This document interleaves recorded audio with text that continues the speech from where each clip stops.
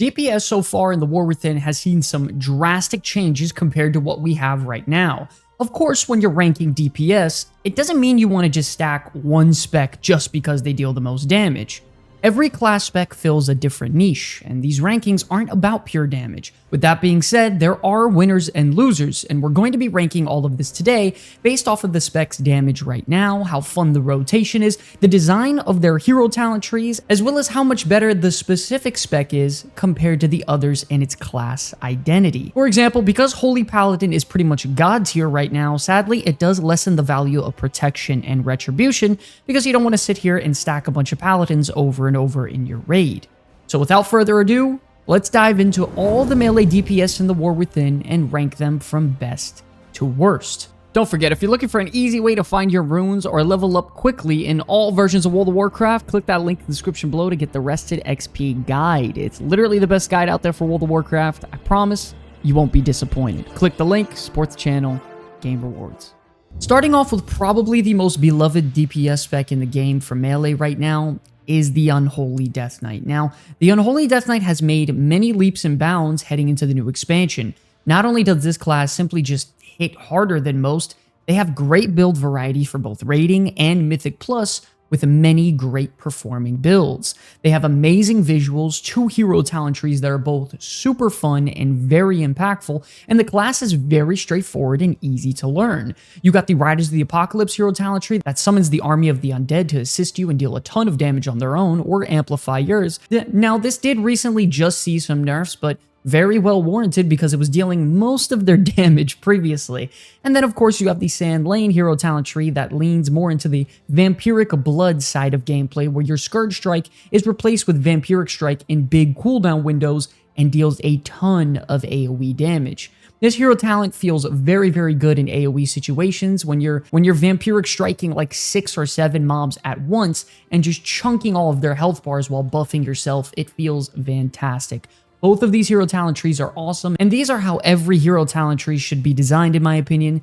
Absolute 10 out of 10 bangers. The next 2 DPS specs are very close in numbers with Unholy Death Knight, as well as performance, design, how much fun they are, their talent trees. So Unholy isn't winning by a landslide anymore because it's a very tight race as of right now.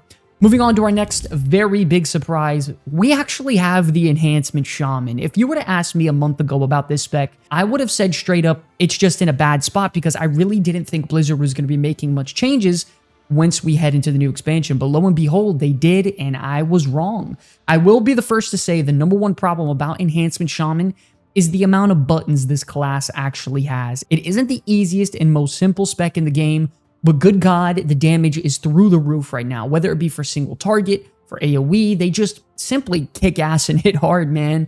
The theme and visuals of Shaman are always amongst the best in the game, and now that hero talent trees are in the game, once again, Shaman is eating good. They got the Stormbringer hero talent tree where you shift your focus into a more lightning-based Shaman that sends out instant cast, pretty much explosive lightning bolts for AoE, and then it causes you to summon more feral spirits for free, which really makes you feel like a lightning lord, and it's really well tuned. And then you have the Totemic hero talent tree that allows you to summon your totems throughout combat to enhance your abilities and assist you in battle to deal damage. I will say that the Stormbringer talent tree is much stronger right now than Totemic, but both of them are equally fun and very effective, which is very rare in a DPS class to have 2 very good hero talent trees. Once again, we have a similar problem with the Shaman like we did with the Death Knight because all 3 specs of Shaman are performing very well right now, so there easily could be a scenario where a group already has a Shaman in the party, making your value a little bit less compared to some of the other classes because you don't want to stack the same class or spec over and over again. Nevertheless, Enhancement Shaman is dealing amazing damage right now. They have fantastic hero tree design, visuals, and class fantasy. I think this class has a little too many buttons to press and it's a little bloated. It could use some pruning, but overall, a fantastic choice for a melee DPS heading into the new expansion. All right. I know I said Fury Warriors was amongst one of the biggest losers this expansion so far, but it has nothing to do with the rotation and the raw damage this class can actually deal, because holy shit, this class hits hard, man. It's not too complicated of a rotation, but I do think it does have room for improvements because there are a lot of warrior mains out there complaining about it on the forums. Overall, when you pop your cooldowns, you are ready to rock and roll and just rip everything to shreds. This class feels amazing when you use your cooldowns. In my opinion, they have probably the most impactful offensive pairing of cooldowns in the game, and it is just so much fun to hit 2.53 million DPS in big AoE pulls. It is fantastic. My biggest problem with this spec is quite simply the fact that their hero talent trees don't feel too impactful for Fury Warrior. They don't have that oomph to it like Arms Warrior does, Retribution Paladin, Unholy Death Knight. I mean, you have the Mountain Thane hero talent tree where it makes it to where you can proc an enhanced version of your Thunderclap, which isn't a bad thing, it's just not the best. So your main option is going to be going with the Slayer hero talent tree, which highly emphasizes the focus of your Execute ability, Blade Storm, and Bloodthirst.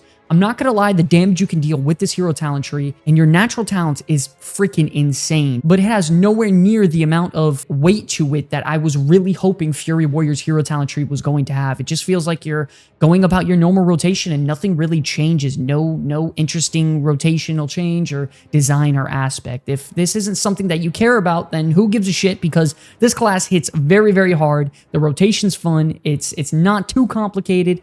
They have a little bit too many buttons in my opinion, but the damage is absolutely there. The heavy, impactful warrior cooldowns are there. The talent tree design is there. I just really wish the Slayer hero talent tree was a little bit better designed. Overall, fantastic choice if you're looking to play a warrior or bruiser heading into the next expansion. And moving on now to another fighter, we actually have the Windwalker Monk. And yes, here we are again. Another beta, another time where Windwalker just deals a crap ton of damage. With the talent tree redesign and condensing, overall, the class feels so much better and gives you so much more flexibility when it comes to a build that you would like to play. The rotation really is just so smooth and feels like butter right now, and easily has to be one of the most fluid actually in the game. When it comes to their hero talent tree, sadly, they do have one of the worst in the entire game, being the Shadow Pan hero talent tree. It deals little to no damage. It's designed incredibly poorly, which is really sad because I was hoping it was going to be the better option. But they also have the Conduit of Celestial hero talent tree, which is pretty much saving this entire class right now. It feels amazing to use. You have your Celestial Conduit ability. That's a 2-minute cooldown that deals a ton of damage to groups of enemies while also healing your allies. And additionally, it summons the Celestials of Pandaria to come aid you in battle, to buff you and drastically make your rotation feel significantly smoother. You get massive cooldown reduction, you get big damage, you heal for all your allies. So it pretty much just does it all. Now, when it comes to Windwalker Monk and its other specs, I will say Mistwaver is performing a bit better right now. It's probably the 2nd or 3rd ranked healer in the game.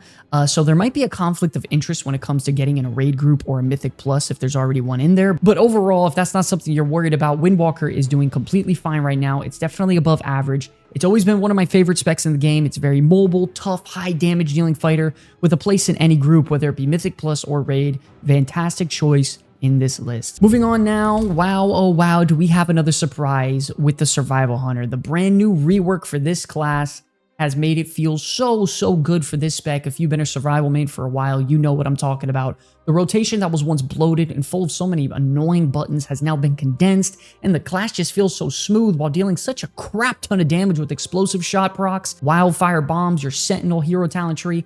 I mean, the Survival Hunter is such a unique class spec because it's a nice little hybrid between melee and range. When it comes to the hero talent trees for survival, sadly, you have probably the #1 most hated hero talent tree in the game, which is the Pack Leader. It's just unimpactful, uninspired, passive hero talent tree. It just doesn't feel like it's doing anything, but good lord, do they make up for it with the Sentinel hero talent tree, because this talent tree absolutely makes up for it, bringing you very nice visual, a shit ton of damage. I mean, this could very well be the most impactful hero talent tree for a class spec in the entire game, almost immediately turning you into a powerhouse as you progress through the tree. Sentinel has the chance to proc off of every attack that you use, and combining that with the Starfall effect on the new wildfire bombs, it literally just becomes your #1 damaging ability, all due to this hero talent tree, and you really don't have to do anything about your rotation or change much. It's just a perfect example of what an impactful yet passive hero talent tree should look like. When it comes to competing with your other hunter specs, Survival's in an amazing spot right now. I would say Survival is slightly better than Marksman, making it the #1 spec for Hunter right now, while also having a new redesign that's super fun, engaging, constantly shooting explosive shots, and tossing out wildfire bombs constantly, and pairing that all together with their hero talent tree that's fun and impactful makes this class a very good choice for one of your alternate characters or mains this expansion. Okay, now it looks like we got the judgment-seeking Ret Paladin. Listen, the talent tree redesign and overall of this class is easily amongst one of the best in the game. They took a spec that was bloated with so many buttons and condensed it into something that is very simple, straightforward, and just so impactful.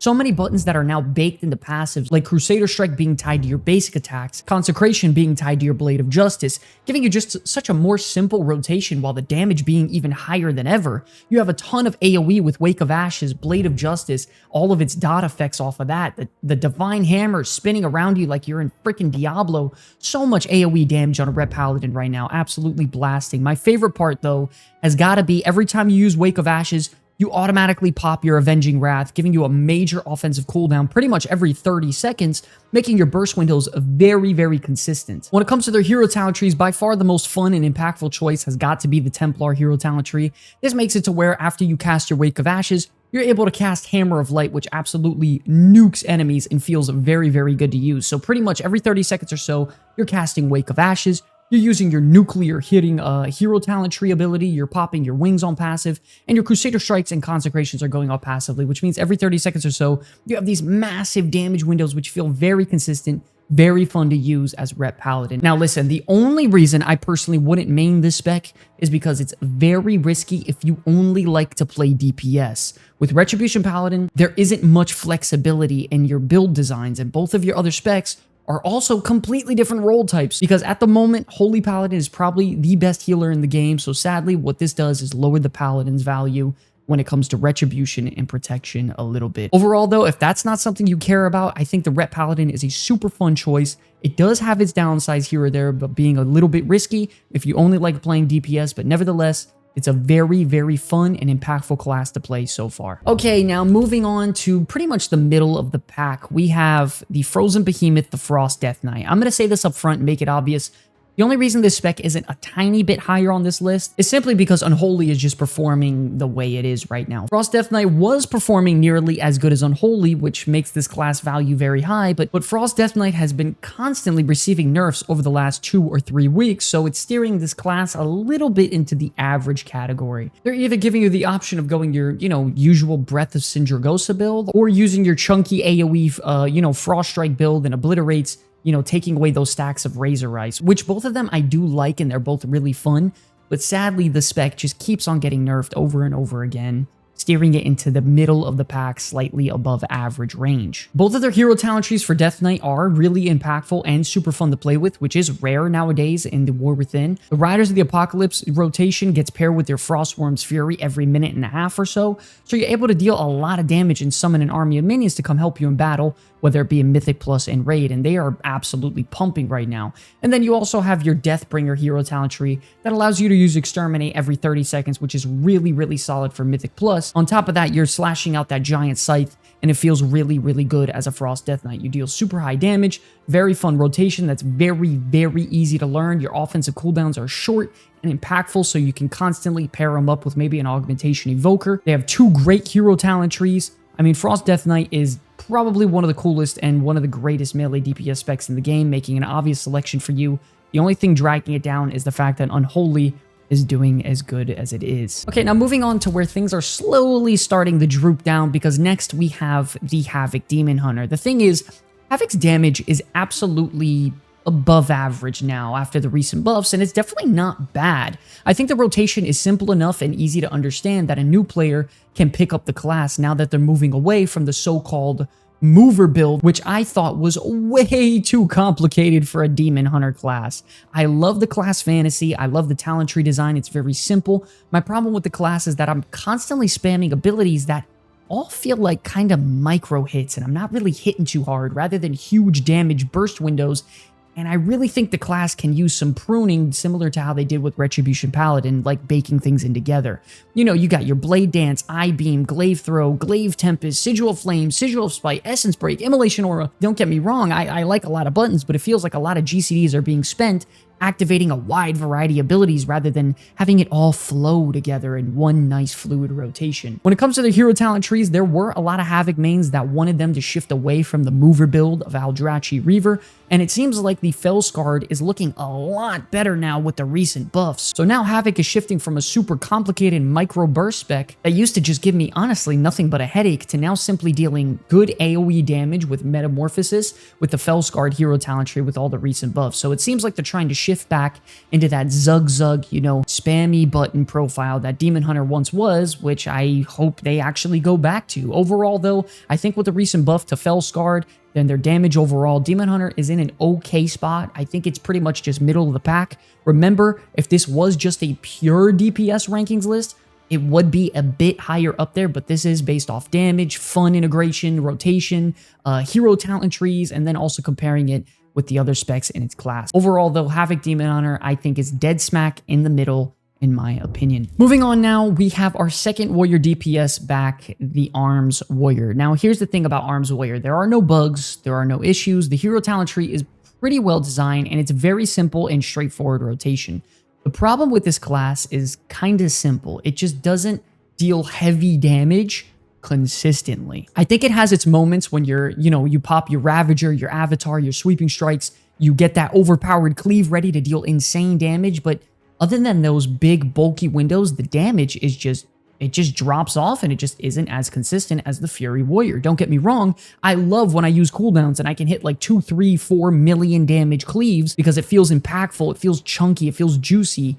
But then after those big chunky windows, I'm left with a very mediocre damage sustain that just is killing the class right now, making it feel like a more PvP-based class. When it comes to the hero talent trees, Colossus is absolutely the go-to option here. In my opinion, this talent tree has my vote for what a one-button big damage ability should feel like.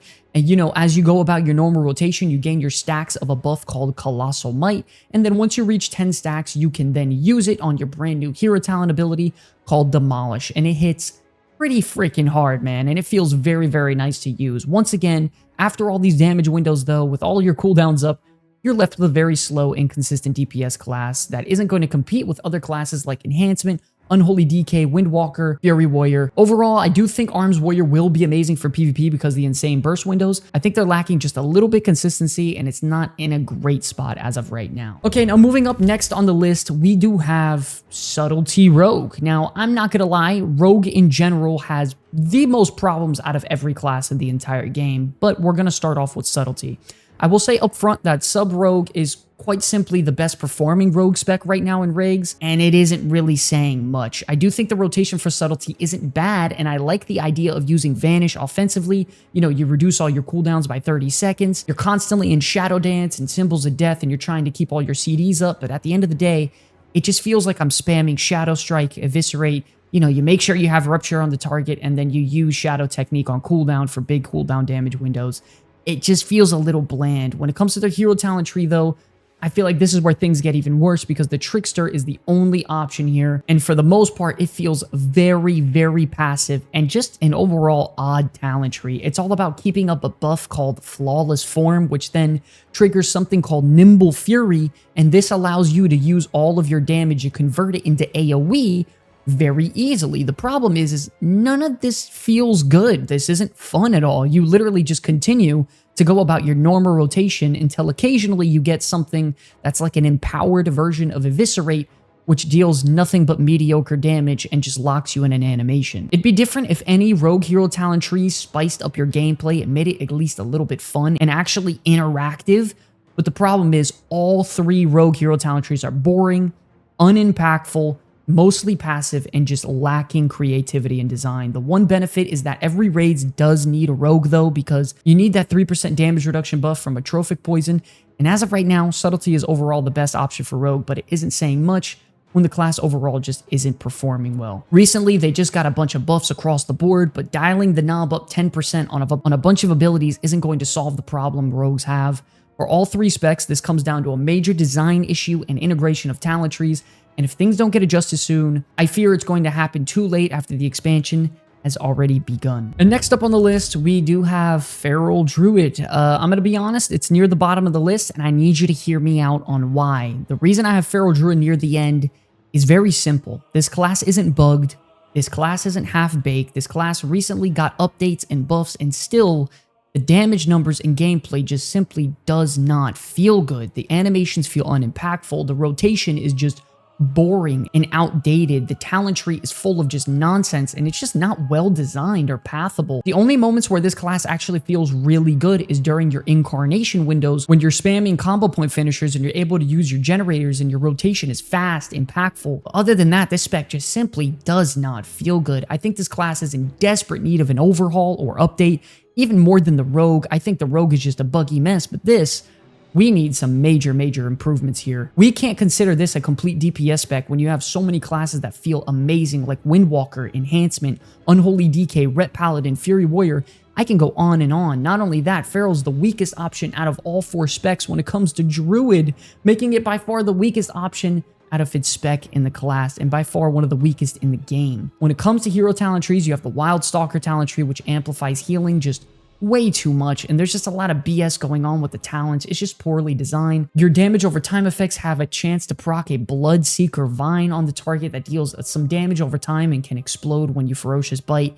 But even when you do, it just doesn't feel good. So pretty much you're trying to use the Druid of the Claw hero talent tree, which it's supposed to be all about getting these massive ferocious bites off, which is pretty much all Feral's been about the last few expansions, which are now changed to Ravage when you get a proc, which I will admit that Ravage does feel good to use. It does pretty heavy AoE damage and it applies a bleed, but other than getting a proc every so often, the class just doesn't deal enough damage outside of Incarnation. The rotation's boring, you're energy starved, the hero talent trees are poorly designed, the animations are lacking. Overall, I am really disappointed about Feral Druid because I was considering maining this class heading into the War Within after seeing the hero talent trees so long ago, and it does make me quite sad. Hopefully Feral Druids get some love soon. Let's get some RIP Feral Druids in the chat. Next up, near the bottom of the list, we have the Outlaw Rogue. Now listen, just about the only thing Outlaw has going for it is its performance inside Mythic Plus and dealing very consistent high DPS in about a 4 or 5 target capped AoE scenario. But still, once again, they can't perform as good as they can because, once again, they're heavily target capped with Blade Flurry, which is like 90% of the damage, only hitting so many targets at a time. Outlaw still suffers constantly from having to be lucky with Roll the Bones, and believe it or not, they doubled down on this with their new Fate-bound hero talent tree where you literally flip a coin to receive a buff or deal damage.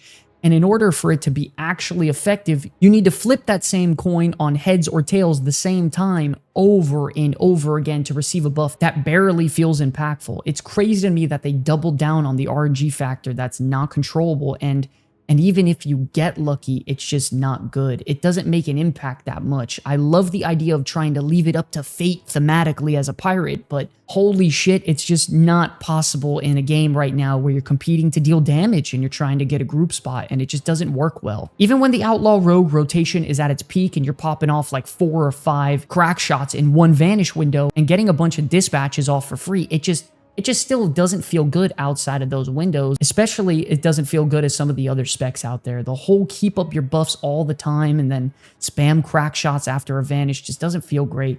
I much prefer the old combat rogue. You need like a million weak auras to keep track of what the hell is going on. It's buggy, it's clunky, too much to micromanage. Not in love with Outlaw Rogue, even though Rogue is my main class. And lastly, for the rogue specs, we have Assassination Rogue. The thing about Assassination is that its damage is actually not bad when you are first starting combat and getting all of your, powerful dots up and running out of stealth. You apply your empowered Garrotes, you spread your Ruptures and AoE, you pop your Thistle Tea, and you're off to the races, and your damage is surprisingly pretty good. It can actually deal some higher damage than both Subtlety and Outlaw Rogue for a little bit, but then you get yourself in a situation where you're out of Thistle Tea, you lose all your, empowered AoE damage over time dot application from being in stealth, and then reality kicks in and you end up dealing no damage, you're energy starved, and things are not looking good. So in a raiding environment, Assassination is really not performing well. It shows how bad the design is right now for the class, because it used to be the longer the fight went on, the more Assassination Rogue can perform, but now it's just a complete opposite mess, and it's just not looking good. When it comes to the hero talent tree, Deathstalker is by far the only option that's even available here because Fate-bound is a total joke.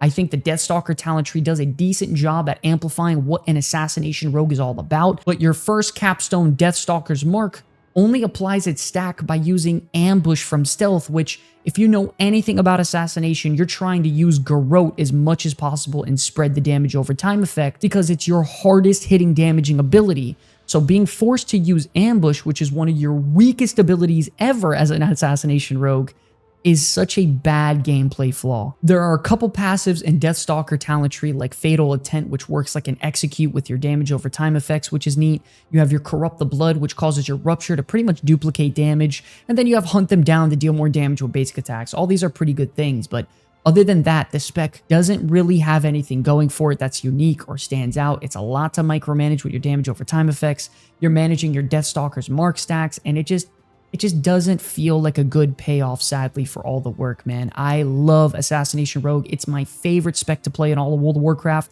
and I think it has potential, but Rogue overall is the most bug class in the game, and it's barely working properly. But okay, ladies and gentlemen, that is going to wrap up today's video on our melee DPS in the War Within beta so far. Being ranked from best to worst on screen right now, here is a little visual for you to check out. So if you don't have too much time to watch the video, you can go ahead and find your spec here and go to the timestamps in the description below. Remember, this is based off not only the spec's damage, but the fun and rotation basis of the spec, the integration of the new hero talent trees, and how impactful and good the class actually feels. So you gotta let me know down in the comment section below, are any of these melee DPS for you? Which one is it? Let me know about it in the comment section below. Listen, if you guys enjoyed the content, we have a ton of other videos to help you get through the War Within, like these two right here. And since you're already here, do us a favor and hit that subscribe button to join the Comeback Kids family today, because every subscriber matters. Thank you all so much for enjoying the video. I'll see you in the next one.